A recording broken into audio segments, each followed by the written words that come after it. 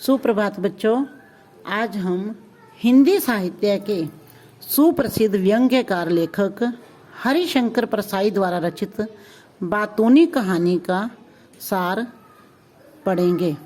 बातूनी का अर्थ है बहुत ज़्यादा बोलने वाला या व्यर्थ की बातें करने वाला।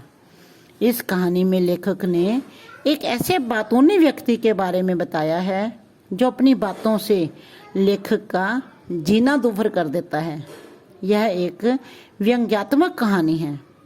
व्यंग्य के दो अर्थ होते हैं, एक तो कठोर शब्दों में उसे अपनी बात कह देना और दूसरा उसे हंसी मजाक में उसकी कमी बता देना दूसरे व्यक्ति की।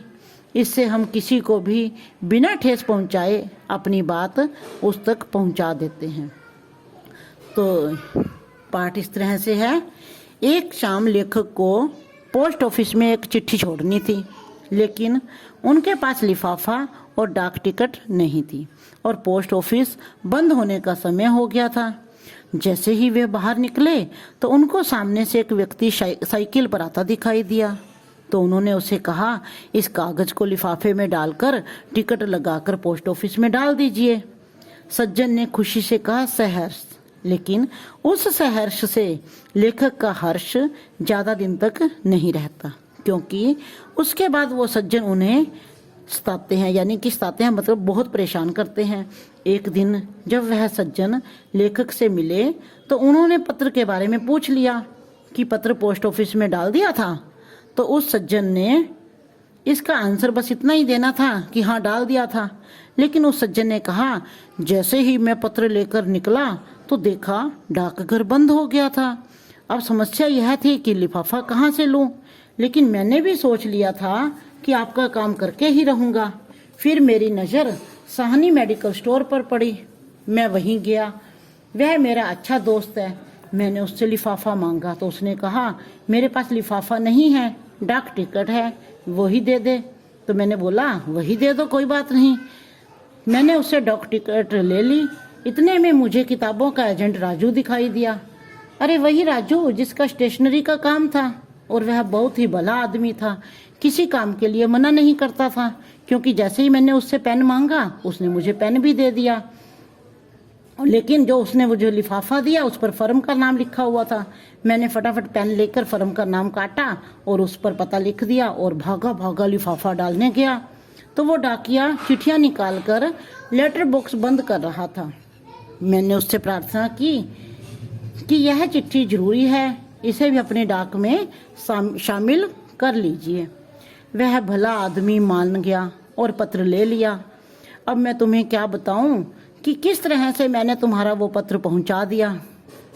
अभी मैंने तुम्हें यह बहुत संक्षेप में बताया। लेखक कहता है कि मैंने अभी तुम्हें ये बहुत संक्षेप में बताया है, लेकिन उसने तो इसका विवरण करने में, विवरण यानी कि वर्णन करने में, व्याख्या करने में कम से कम आधा घंटा लगा दिया।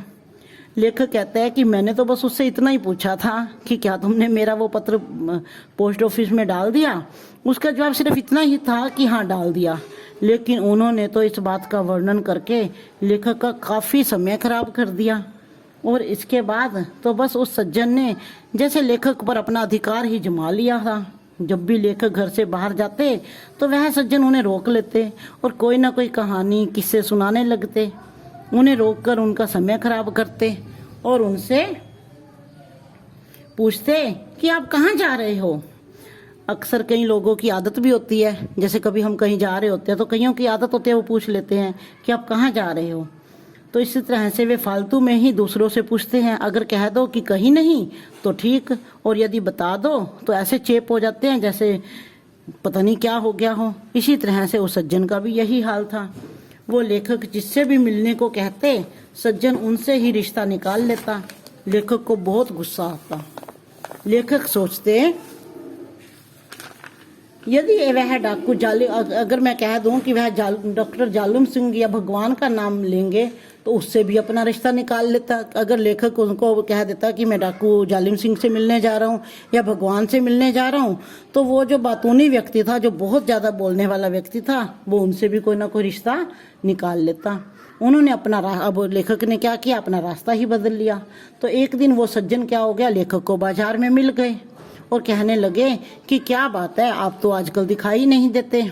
लेखक ने कहा कि मैं आजकल अपने घर पर ही रहता हूँ और घर से बाहर नहीं निकलता। तो उस सज्जन ने क्या कहा आगे से कि चलो कोई बात नहीं, किसी दिन घर पर ही आऊँगा। अब लेखक परेशान हो गया, तो वो कहने लगा भी ये तो मैं कैसे फंस गया हूँ, अगर वे घर पर आ गया तो घंटों बैठेगा और मुझे तो मेरा तो बहुत ज़्यादा समय बेकार हो जाएगा। तो वो उन्होंने कहा कि क्यों ना मैं वहीं पर ही उन्हें दर्शन दे दूं ताकि वो घर पर ना आए। उन सज्जन से, अब लेखक क्या कहता है कि उन सज्जन से मुझे बहुत डर लगता है, वे मुझे दूर से देखते हैं तो चेहरा खिल उठता है, वो तो बड़े खुश हो जाते हैं, लेकिन मैं जो हूँ मैं कांप जाता हूँ। वे घंटे भर से कम मुझे नहीं छोड़ते। उनके चेहरे पर वही भाव होता है जो सुरसा के मुख पर हनुमान को देख कर आया था। बेटा, जब लक्ष्मण जी थे वो मूर्छित हो गए थे और हनुमान उनके लिए संजीवनी बूटी लेने जा रहे थे, तो रास्ते में उनको सुरसा मिलती है और सुरसा उसको हनुमान जी को देखकर इतनी प्रसन्न हो जाती है और वो प्रसन्न होकर कहती है कि आज सुरन मोहि दीन आहारा, यानी कि आज देवताओं ने मुझे भोजन दिया है। तो ये सज्जन पर भी किसी परिचित को देखकर मन ही मन कहते हैं आज सुरन मोहि दीन आहारा, यानी कि आज ईश्वर ने मुझे भोजन दिया, यानी कि वो देखकर अपनी बातें करने के लिए बहुत खुश हो जाते हैं। वे पास आकर हाथ पकड़ लेंगे और एक पाँव से आपका पाँव दबा लेंगे और मुंह मिलाकर घंटे से बकते जाएंगे, यानी कि अपनी बातें करते ही जाएंगे। अब लेखक क्या कहता है कि हम तो राह देख रहे हैं, रास्ता देख रहे हैं कि कोई कर्नल जिम कार्बेट पैदा होगा जो उनसे हमारी रक्षा करेगा। जिम कार्बेट, बेटा Jim Corbett colonel Jim Corbett थे जिन्होंने एक पार्क बनाया था और वहाँ पर सारे जानवर रखे जाते थे। तो लेखक कहते हैं कि ये आदमी भी वहीं छोड़ने जैसा है, जिम कार्बेट पार्क में छोड़ने जैसा है। यानी कि बेटा इस पाठ से हमें शिक्षा मिलती है कि हमें बहुत ज़्यादा बातें नहीं करनी चाहिए, अपना जो काम होता है वही करना चाहिए, क्योंकि बहुत ज़्यादा बोलने वालों का समय भी बर्बाद होता है और कोई उसे पसंद नहीं करता और उसकी बातों को कोई सुनना भी नहीं चाहता। तो ये पाठ बेटा आपने अच्छे तरह से पढ़ना है और इसे समझना है। धन्यवाद।